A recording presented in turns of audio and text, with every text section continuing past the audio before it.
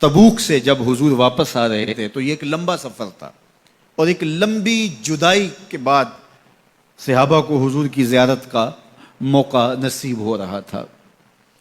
تو لوگ ترس گئے تھے۔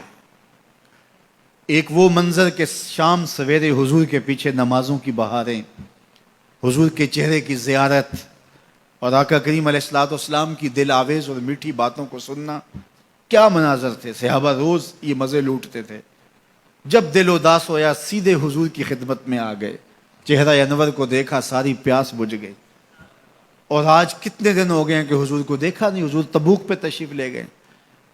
تو ایک لمبا سفر تھا تبوک کا، اور جب حضور واپس آئے تو جو اہل مدینہ اداس ہو گئے ہوئے تھے، ان کو گوارا نہیں تھا، تو وہ ذرا شہر سے باہر نکل کے حضور کے استقبال کے لیے گئے۔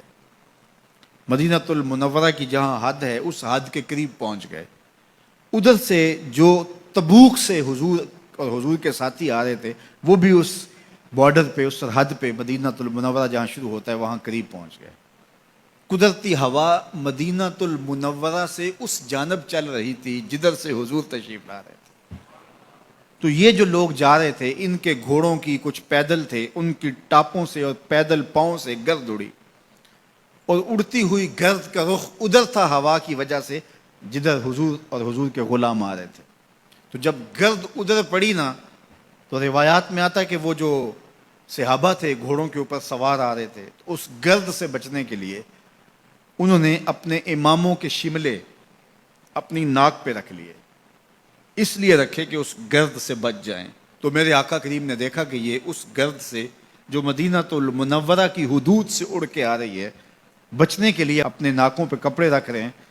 تو حضور علیہ السلام نے اپنی سواری کو روک کے ان سے مخاطب ہو کے کہا، ان کپڑوں کو پیچھے ہٹا دو، تم جانتے نہیں مدینے کے غبار میں بھی شفا ہے، مدینے کی مٹی میں بھی شفا ہے، گرد و غبار میں بھی شفا رکھا ہوا ہے۔ میں چم چم اکھاں نہ للاواں، صدقڑے جاواں نے مٹی عرب دی ہے۔ تو اس شہر کی مٹی میں بھی شفا رکھی گئی۔